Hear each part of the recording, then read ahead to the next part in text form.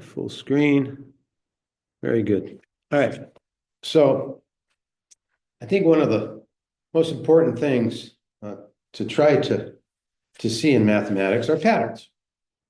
And it dawned on me that I can't really expect early algebra students who are just learning the mechanics of functions and graphing and writing products and everything that goes with that, to necessarily see patterns.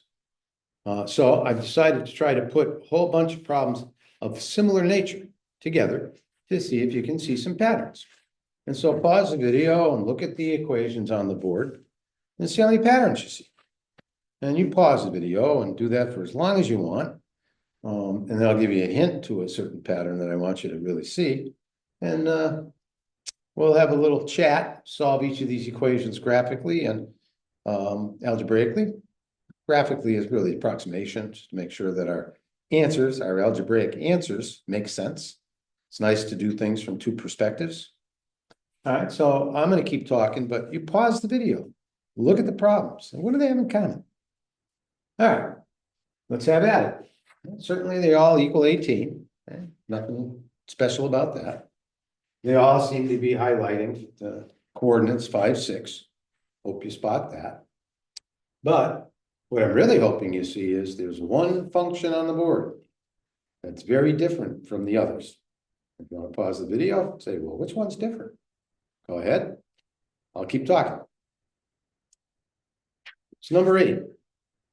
Okay. Every other equation on the board, you only see in the equation the variable x one time. You've seen it twice there.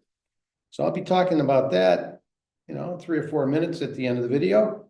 I'll chat about that. And I think I got to make a change. I can see now I've written it up on the board differently than here. So I'll have to make sure I adjust that. I got Rene Descartes with me, so I don't have to bop around the room looking like I'm jumping up and down on a trampoline. So here we go. Rene's with me, my good friend Rene. And let's look at, I put a 1 here because that's an operation. We just don't have to write the 1. Something to the 1 is itself, but it's an operation. So how do we solve this in my class? We don't have to show every step. We subtract 6. We don't do minus 6, minus 6. We do not do that. Some people do, and if they have to, I let them, but I certainly ask them not to. You should be able to understand that 1 plus 6 equals 7, and 1 is equal to 7 minus 6. We can see that addition becomes subtraction becomes addition, and therefore just think. Multiplication becomes division, subtraction becomes addition, and it looks like that if I put 9 in the calculation on the left, I get a solution of 18. All right, so what do we have? Equation of a line that's going up at a 3-to-1 rate. So I'm going to make the marker 1/3 distance is about there, and that's about 3. So that's my 1-to-3 ratio of change. I'm starting at 5, 6. That's what's being highlighted. So if I go over 1, I'm at 6. If I go up 3, I'm at 9. All right, and I've got the equation. Does it make sense that that's 1 unit of change? I need to go over, how many units of change did I get? Oh, 9. So I got to go from 5 to 9, which is 4 of these, right? Gets me an intersection way up there. Does that look like 6, 9, 18? Well, that's 3 units of change. Does that look like maybe it's 5 more of those? Hope so. All right, let's go, Rene. Yep. I can do pit stop right there quicker than 1.9 seconds the next time. All right, subtract 6. 12, divide by 3. 4. Oh, now I got to know what the inverse of squaring is. And we're still working on that because people are forgetting something, and I hope my saying this keeps you from forgetting. Plus minus the square root. Quadratics have solutions for 18 units to the right and to the left of the number 5. Okay, and right now I'm at a height of 6. This is a height of 6, and I've got to go up 12 units. So, of course, I'm over here, right? Yeah. So I got to find that X. And there's another one over here. Let's call that one the first one and that one the second one so we can read left to right. All right, so that's a change in X right there. That's a change in the X value, and we're going to go find it. All right, so there's an easier way of saying plus minus the square root of 4, and that's 2. I forgot to plus minus myself for a second. I like to line up the equal signs. I'm not doing a great job here. And then we got to add 5.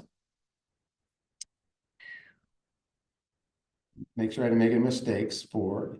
Okay, looks good. So plus minus, what did I just say? 5 plus or minus 2? So it looks like the one on the right is 7. And the one on the left is 3. Well, let's see if that makes sense. So if I go over from 5 to 7, I've changed by 2 units. If I square it, I go up 4. And I got to triple it. I got to go up 12. Oh, and 12 from 6 takes me to 18. So that differential looks like a good one. Okay, ready? Let's keep going down the line. Remember, we're going to talk about patterns, what we're doing each and every time. That's the goal of this video. Subtract 6, 12, divide by 3, 4. The square root of x minus 5 equals 4, so I got to square that, and then I got to add 5. Okay, up, add 5, just writing 5. Now I've been up for a while. 21, there we go. So let's check 21 minus 5, 16, square root of 16, 4 times 3, 12, plus 6, 18. Let's look at it graphically. I put a 5 in, I get a 6 out. Just looking at this, the graph of this, try to find when it hits a height of 18. I put 9 in, 9 minus 5 is 4. Square root of 4 is 2, 2 times 3 is 6, plus 6 is 12. I want a height of 18.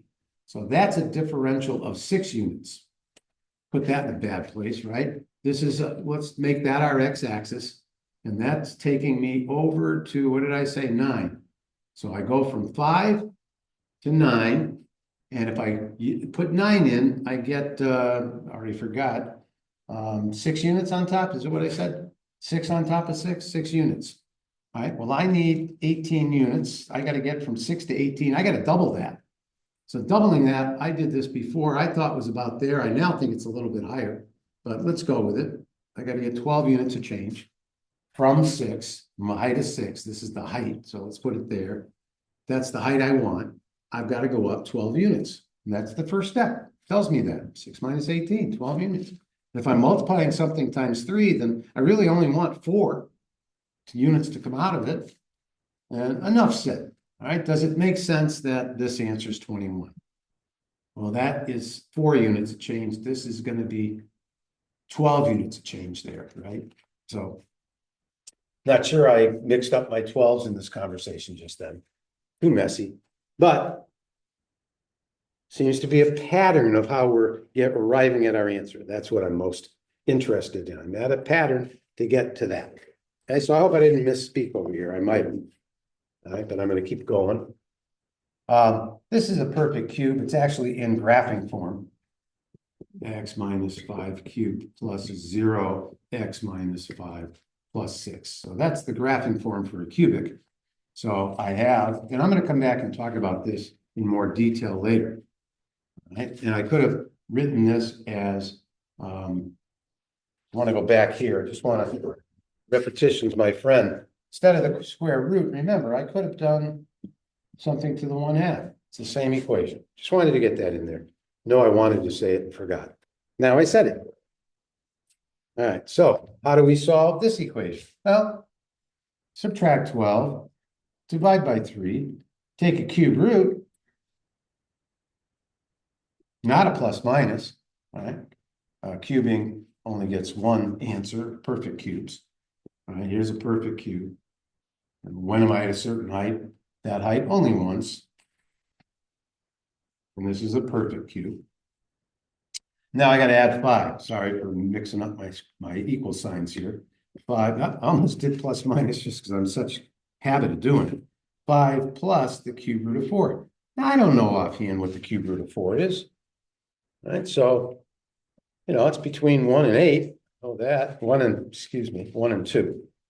All right, cube root of 1 is 1, the cube root of 8 is 2, so 4 is in between that. All right. And I'm gonna come back and, well, I'm here now, I might as well talk about the graphing form for a cubic. There's only 3 things you need. So if I multiply this out, what was it originally? So originally it was 3x squared, 5 cubed. Oh God, I don't know the scallop triangle, so I'm not gonna do that. I'm not sure of the pattern there. I never wanted to learn it. I should have. For this moment, I should have. I'm still gonna come back to that. So 3 times the absolute value of x minus 5 plus 6. How do we solve this? Well, I do it a little differently. I like to use the pieces, but we could have subtracted 6. We could have divided by 3. We could have known that plus minus is going to give us that. I mean, technically, I need the plus minus on this side first before moving it. But if we're looking for shortcuts, 5 plus or minus 4. So an answer of 9 and 1 seem to work. And as if you add 9 and 1 up and divide by 2, you get 5. That's a quick check. I do this a little differently. I like to do that in my head for this answer. I just put that as a parentheses and I just solve that, right? And it's going to be the same thing, except we're not going to get the minus sign. So let's just do it very quickly.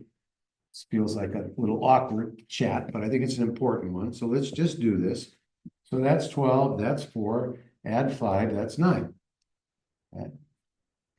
All right, and the other one, the other branch is doing the negative. We'll get 1 out of this. There's 12, there's minus 4 plus 5. 1, not minus 1. We had 1 and 9 before, so we get that answer. All right, and what does the graph look like? Back to the original. It's because I think it's important that you see this each and every time. 5 gets you 6. A lot of patterns here. Put a 0 in, you get 21. So 0 gets us 21. Hope I didn't make a mistake. I didn't. And 18 is less than 21. So I'm getting 2 answers. One of my answers is very close to 0, but to the right. 1 makes a lot of sense. And 9 on the right. So I just get 1 answer. The first answer we got was 9. And then I say, how far is 9 from 5? 4 units. So it's got to be 4 units in that direction. And so you can shortcut this process. Okay.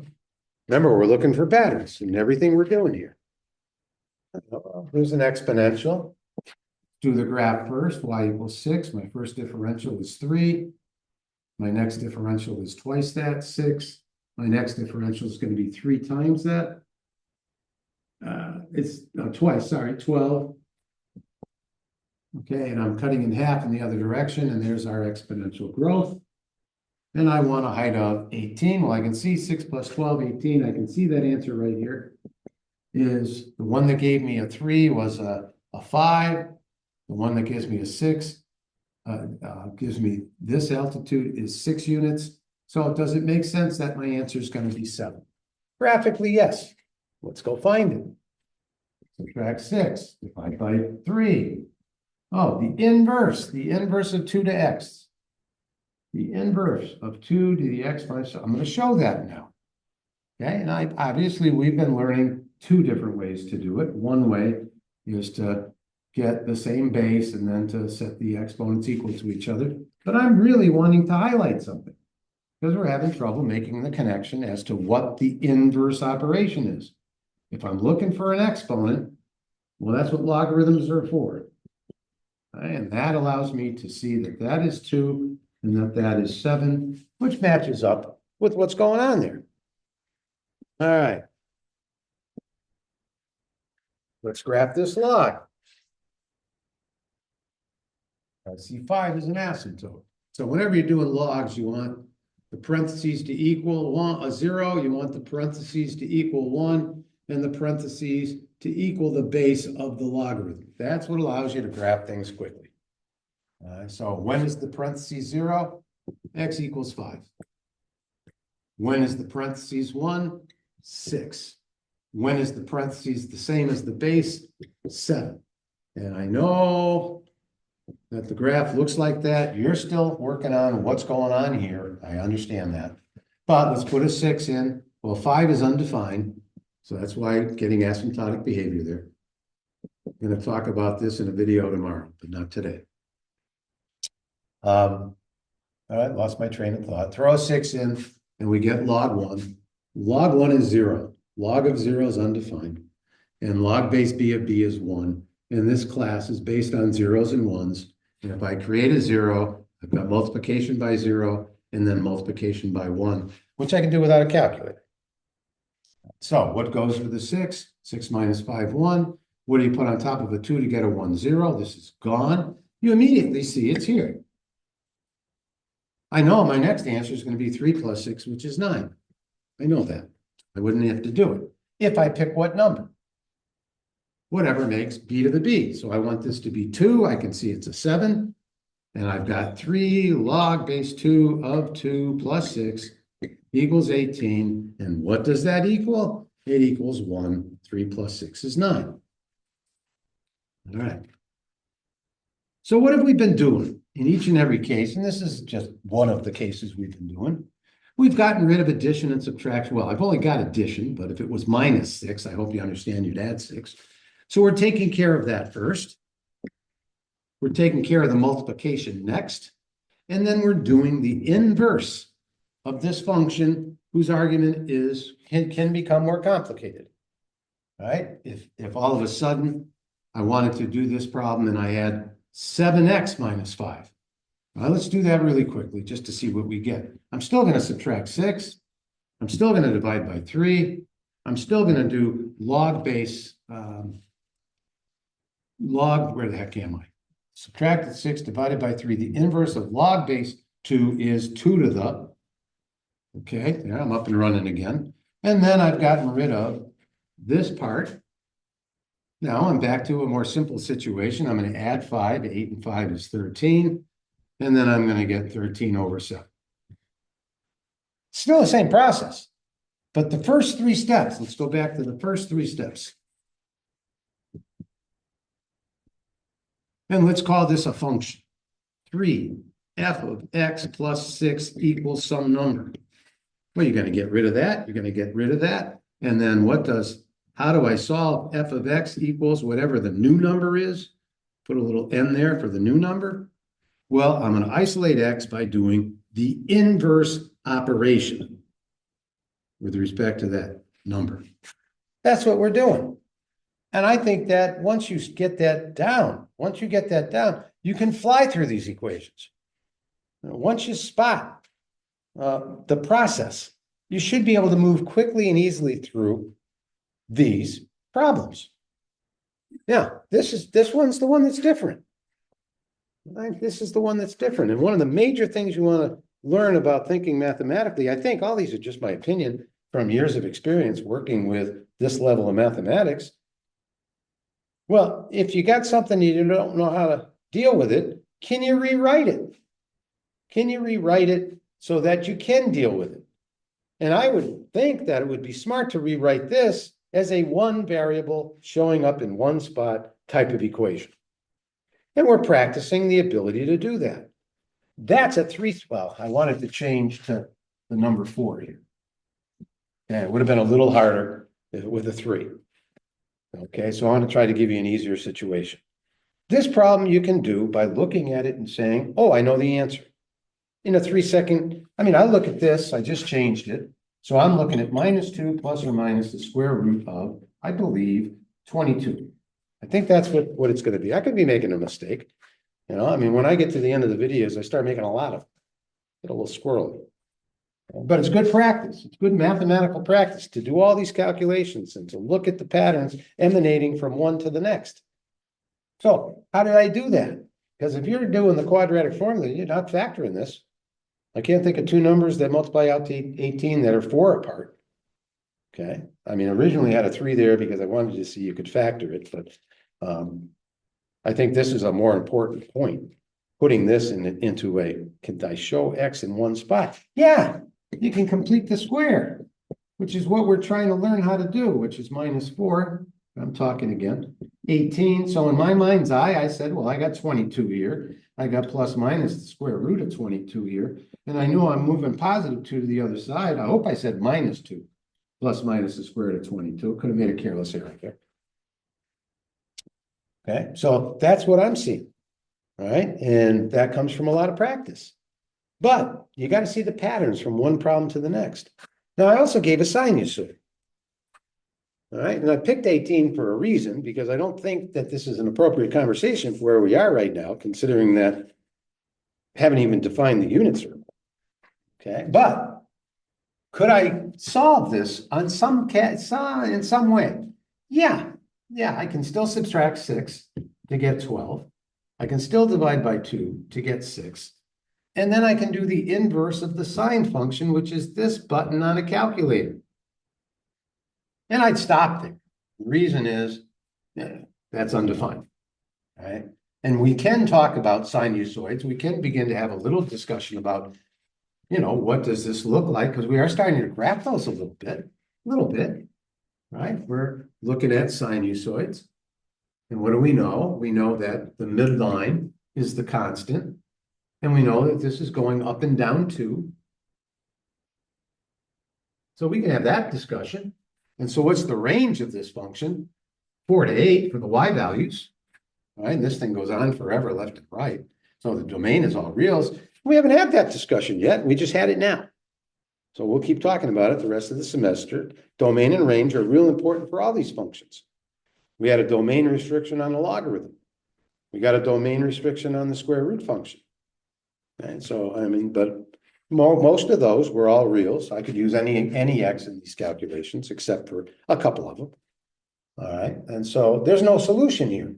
But sine of x minus 5 is f of x minus 5. And we are looking at the what?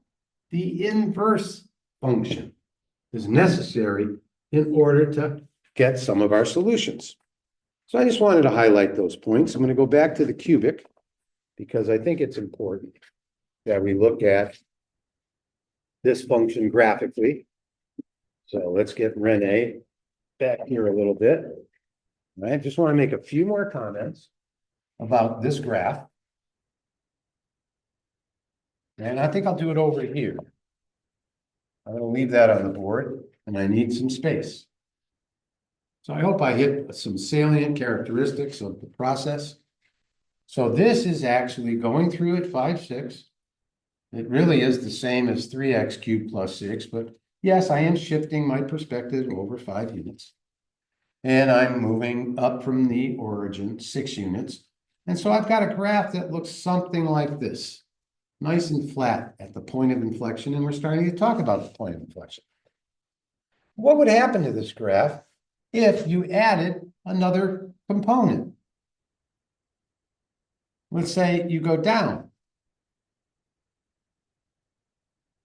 2 over 1 through the coordinate 5, 6.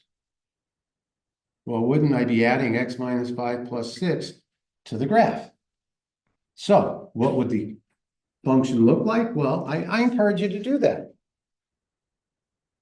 Write the following: 3 times x minus 5 squared minus 2 times x minus 5 plus 6. You go ahead and do that. I'm going to multiply that out quickly so I can show you how you could find all the information and what it would look like. All right, so I got, oh, excuse me, big mistake here, cubing. So I apologize for that, right? I'm cubing. Oh, I said I couldn't do that, and I can't, not in my head. So I'm not going to do it. But if you look at this graph,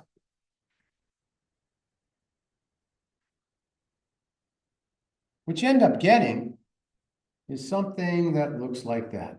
And I don't know the max and min at the moment. I do know over here what they are. Well, I can tell you what that x is. I don't know the altitude unless I plug it in. The altitude's easy to find. It's 5 plus or minus the square root of 2 over 3.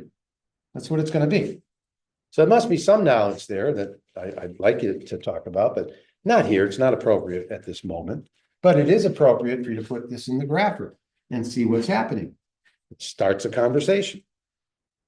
And minus 2, if I had this written out as a polynomial not in graphing form, then c minus 3ah squared gets me that quickly and easily. And minus b over 3a definitely gets me 5. And plugging in 5 to this equation definitely gets me 6. And h, which is minus b over 3a, okay, minus b over 3a would be 5, is what h is. And this is h plus minus the square root of minus m over 3. Well, that's m. That's the linear multiplier. So, I mean, there's a lot going on here.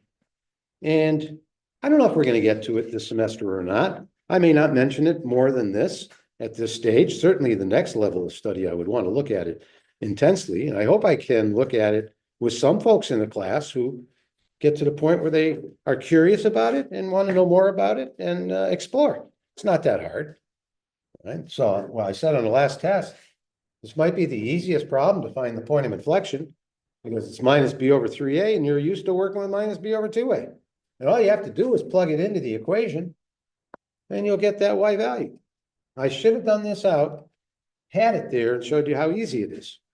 But like anything else, it takes effort. It's not easy until you put the effort in, and a lot of effort, and then it's easy. Well, once it's easy, it's easy. All right, I'm rambling. Time to shut this one down. And did I miss anything that I wanted to say? Yeah, I always do. Did I make some mistakes? Probably. But, you know, I'm not really practicing these things too much, just trying to get conversations started. So hopefully put some things in front of folks that might be helpful. All right, toodaloo.